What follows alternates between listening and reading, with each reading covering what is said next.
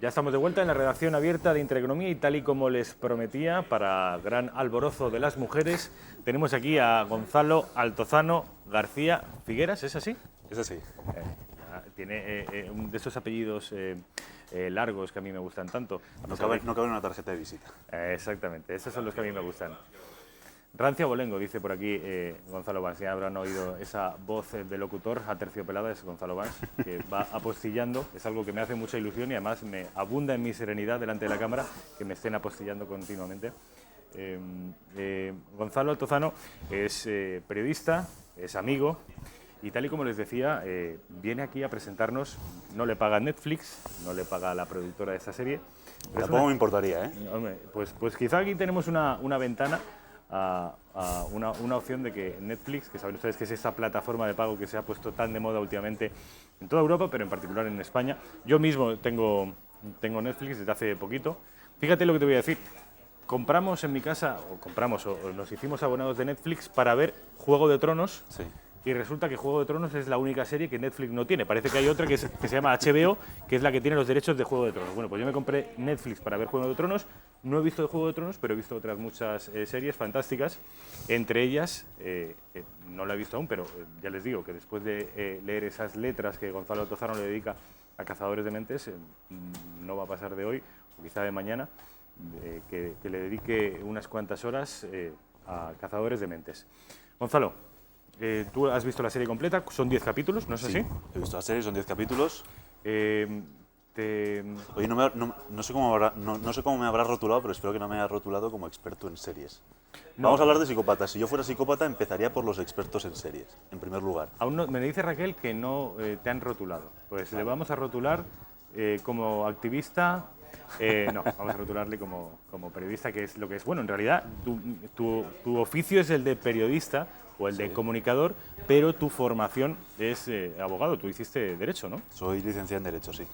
Bueno, Gonzalo, a lo interesante y a lo que me importa, y me interesa mucho tenerte aquí porque estas letras, este pequeño ensayito que le dedicas a Cazadores de Mentes, a mí me ha interesado mucho. Tengo aquí algunas preguntas que me gustaría hacerte, pero antes me gustaría que les hicieras un dibujo más o menos de trazo grueso a los espectadores para que se pongan un poco en el contexto de qué es Mindhunter, Cazadores de Mentes. Bueno, es una serie efectivamente en Netflix, es una serie basada en hechos reales. Es la historia de un agente especial del FBI que en la realidad se llamaba John Douglas. Y básicamente pero todo empieza cuando él, licenciado en psicología, a él le llaman de distintos puntos de la geografía estadounidense, donde se ha encontrado un cuerpo sin vida, con evidentes signos de violencia, y esa pregunta de cuando ante la brutalidad todo el mundo se hace de quién ha sido capaz de hacer esto. Pues él se hacía esa misma pregunta, pero no en un sentido retórico, sino qué tipo de persona ha podido ser esto. Entonces, a partir de ese escenario del crimen, con todos los detalles que allí se reunían, hasta los, en apariencia, más insignificantes, pues él trataba de deducir cuál era el perfil del asesino. Esto lo está haciendo a lo largo de 25 años. La serie no comprende tanto tiempo, por lo menos la primera temporada. Se dedica al principio de la carrera de John Douglas. Y cada vez, hay que decirlo, que lo va haciendo con más... lo va perfeccionando cada vez más, hasta el punto de que en sus análisis de quién había podido hacer esos crímenes, pues el tío resulta casi de una precisión matemática. Bueno, están viendo imágenes de la serie, son lo que en el argot televisivo llamamos colas, son imágenes sin audio. Me gustaría que una vez dibujado este paisaje básico de la serie que acaba de hacer Gonzalo Altozano, viéramos el tráiler. Raquel, tenemos disponible el tráiler de Cazadores de Mentes, vamos a verlo y luego, si te parece, Gonzalo, seguimos comentándolo y te hago estas preguntas que tengo aquí. Fenomenal.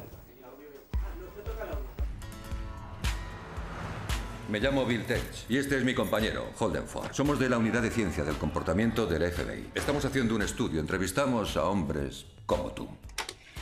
Si va a Vacaville, tiene que ir a ver a Ed Kemper. Le llaman el asesino de las colegialas. ¿Cree que Kemper hablaría con nosotros? Intenta impedírselo. Shepard se atacará si se entera de que has entrevistado al asesino de las colegialas por tu cuenta. Es más fácil pedir perdón que permiso. Así que va a hacer lo que le dé la gana. No íbamos a despreciar a nadie, eso dijimos. ¿Y ese gusano no te hace cambiar de idea? Lo que les pasa a estos hombres es normal, pero la forma en que lo procesan no lo es. Solo decidí matarlas. Nuestro trabajo no es compadecernos de esa gente. Hola, nenas. Nuestro trabajo es electrocutarlos. De verdad creo que aquí hay una beta que debemos explotar. Si no te gusta, vuélvete con tus niñatos de universidad y nos olvidamos del tema. Nuestro objetivo es la prevención. Nuestro objetivo es la prevención. Decías, Gonzalo, que este tipo, este agente del FBI, es de formación psicólogo y no tuvo en ningún momento vocación de pertenecer al cuerpo. No es la típica historia de un niño obsesionado con la crónica de sucesos de la época o con las novelitas del FBI que quiere ser agente del FBI. Él quería ser psicólogo, estudió psicología.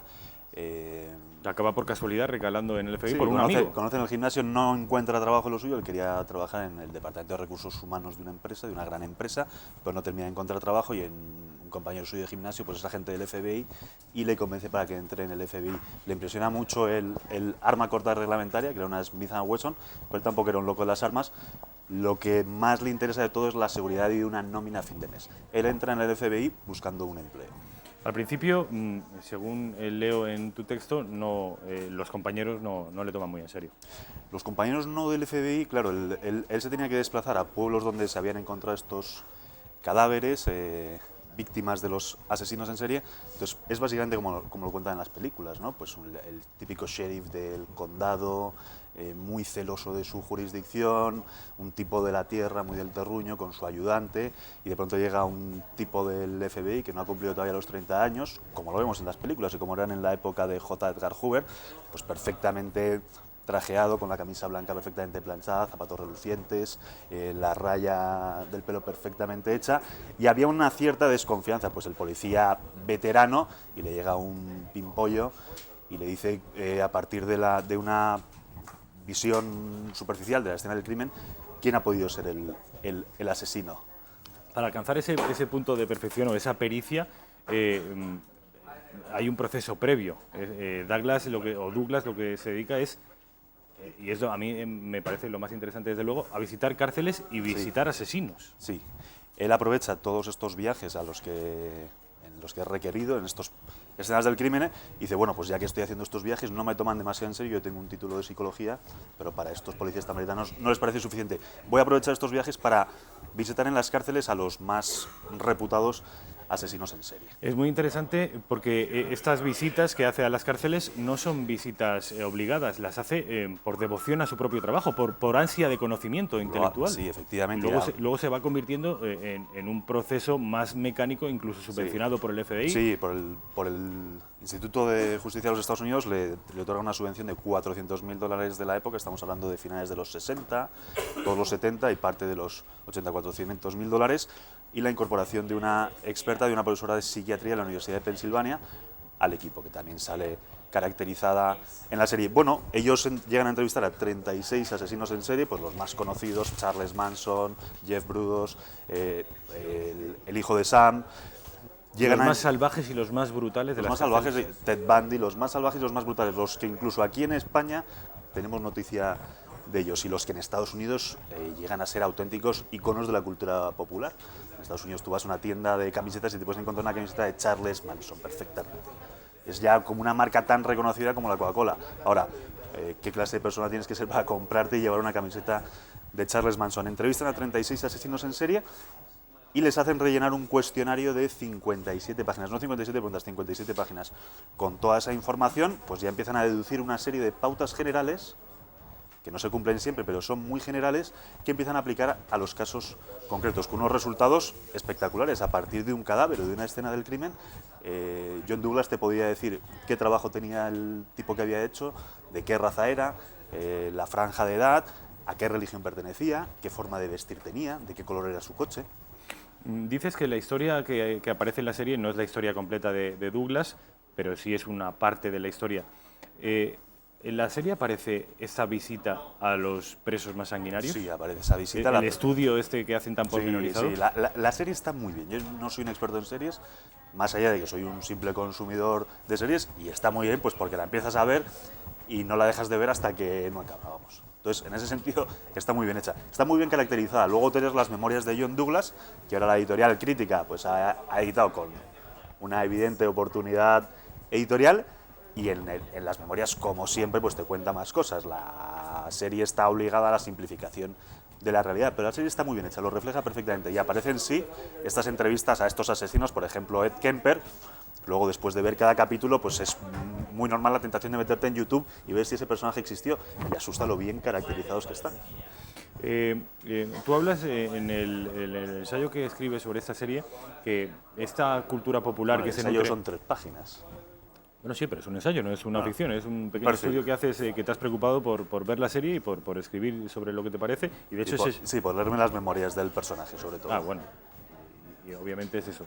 El caso es que dices que la cultura popular norteamericana, sobre todo según qué cultura, en según qué época, se nutre de estas bestias salvajes, que es algo que llama mucho la atención en España, que las camisetas de Manson, incluso hablas de que algunos de estos presos, todos en el corredor de la muerte, tenían una legión de fans, de mujeres, que incluso acudían a los juicios a escuchar y a ver a estos protagonistas, a estos asesinos en los juicios, y que incluso se caracterizaban a la manera en que estos asesinos gustaban que fueran sus víctimas vestidas. Eso es en el caso concreto de Ted Bundy. Ted Bundy es quizás el asesino en serie número 1 de los Estados Unidos. Tú cuando ves fotos de los asesinos en serie, son tipos realmente inquietantes. Charles Manson, el hijo de Sam, son tipos... Tú ves la foto y dices, wow, no me gustaría encontrarme con este tipo en un callejón, mucho menos siendo mujer.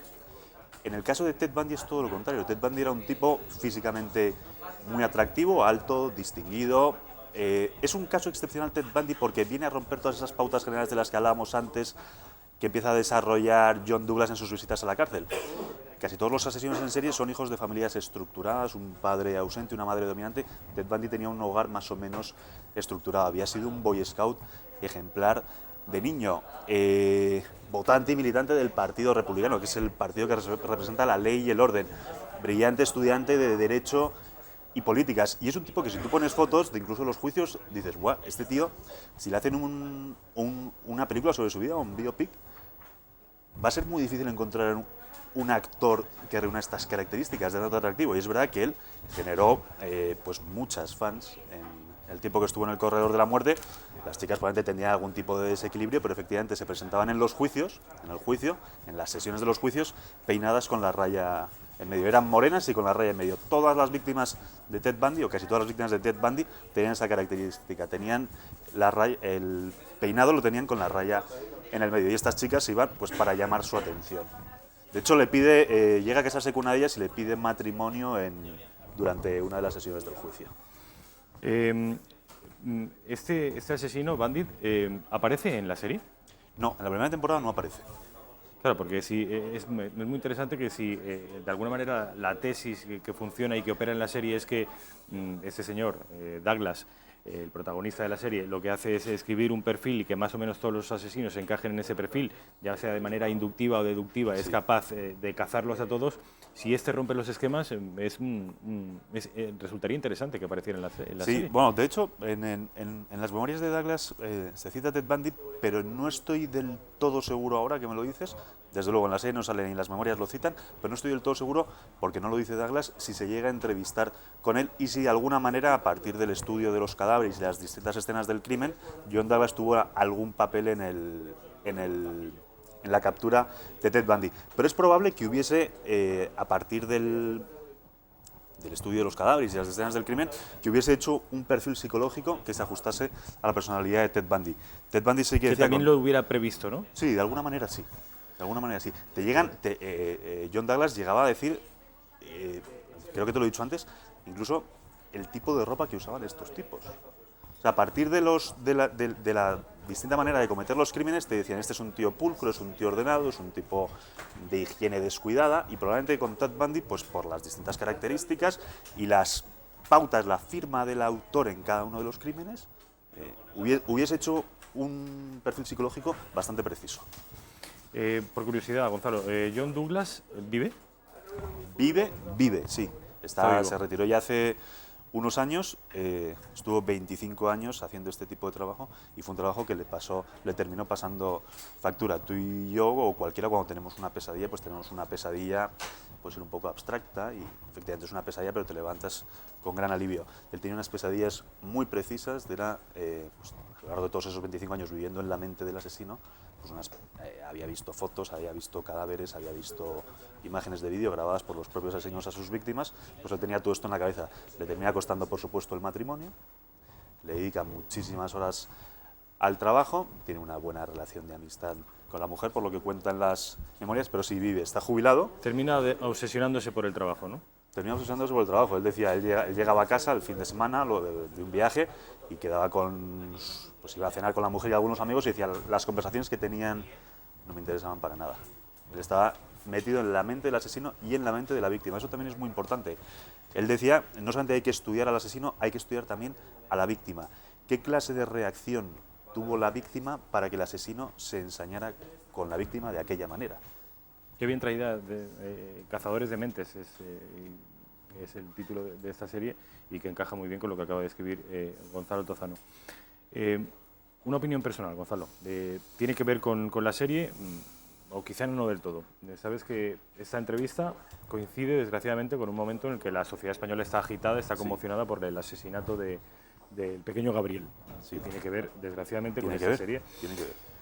Yo ayer hablaba con un psiquiatra forense por teléfono y le preguntaba si era condición sine qua non para cometer un asesinato o una atrocidad, como ahogar a un niño de 8 años, estrangularlo con las manos, era condición sine qua non estar mal de la cabeza, estar loco, padecer una psicopatía.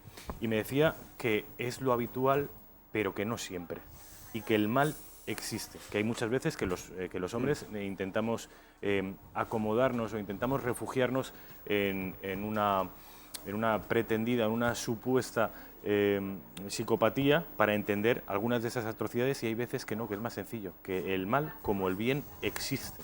Y hay personas que se dedican a hacer el mal sin padecer ningún tipo de psicopatía. Pues antes me presentabas como licenciado en Derecho, que es una carrera que yo no he ejercido, pero sí tuve una... No te voy a responder a la pregunta con mi opinión, porque no está muy fundamentada. Te voy a responder con la opinión de un profesor mío y con la del propio John Douglas. Ah, fenomenal. Mi profesor, que era fiscal en los juzgados de Plaza de Castilla, profesor de Derecho Penal, nos decía precisamente esto que te dijo el médico de una manera quizás más cruda. Nos decía, no, es que cuando aparece cuando descubren un asesino cruel que se ha ensañado con la víctima, tendemos a decir como un mecanismo de autoprotección, está loco. No están locos, es que hay gente mala. Y eso quizás se nos ha olvidado, ¿no? El no querer ver que vivimos, pues podemos ser vecinos de un psicópata, de un tío que es malo y que disfruta haciendo el mal. La opinión de John Douglas, él decía, me da igual si están locos o no están locos. La pregunta no es, ¿están locos? ¿No están locos? La pregunta es, ¿sabían lo que hacían? ¿Sabían que lo que hacía estaba bien o mal? Y si sabían que estaba mal, ¿eligieron hacerlo así? Esa es la auténtica pregunta. El que esté loco o no esté loco, le da igual. Él, de todas formas, a muchos de los asesinos en serie que entrevistó y con los que generó una corriente de confianza, le llegaron a confesar, tú me traes un compendio de patologías psiquiátricas, hay un compendio que ahora mismo no recuerdo el título, pero es un clásico para los estudiantes y los profesionales de la psiquiatría, me estudio una patología en concreto y soy capaz de manifestarla exteriormente. ¿Cuál era el truco que hacían estos tipos? Hasta en la soledad de su celda actuaban así. Representaban el papel de esquizofrénico las 24 horas del día, siempre para obtener un beneficio penitenciario, por supuesto. John Douglas piensa que no... Acaba, es que nos quedan 2 minutos y me gustaría hacerte una última pregunta. No, John Douglas piensa que... John Douglas decía, un tipo que esté de verdad loco, le da igual si hay un agente del FBI, si hay policía, coge una de cañones recortados y se pone a pegar tiros. Estos tipos no, estos tipos son cazadores realmente, acechaban a la víctima, estudiaban los pasos... Depredadores. No podían parar de matar, en un sentido sí, pues si había un policía no mataban. Si había una situación de peligros para ellos, no mataban. Otra cuestión era la del remordimiento. John Douglas dice, estos tipos, el único remordimiento que tienen es el haber sido apresados. Al resto les daba igual. Nos queda 1 minuto exactamente, Gonzalo. John Douglas, ¿qué decía con respecto a la reinserción, que está tan en boga ahora mismo en la actualidad política española, la necesidad de reinsertar a los criminales? Para este tipo de criminales en concreto, para otros no. Para este tipo de criminales en concreto no era muy partidario. Él no creía en la rehabilitación. Él decía, la rehabilitación es posible antes de que cometan el primer crimen, antes de que la fantasía se convierta en realidad. Una vez cometan el primer crimen, habrá un segundo, un tercero, un cuarto para este tipo de criminales. No para un criminal ocasional que una discusión de tráfico se baje y le pega un navajazo a otro tipo. Para ese tipo sí que es posible la rehabilitación. Para este tipo de criminales no es posible la rehabilitación.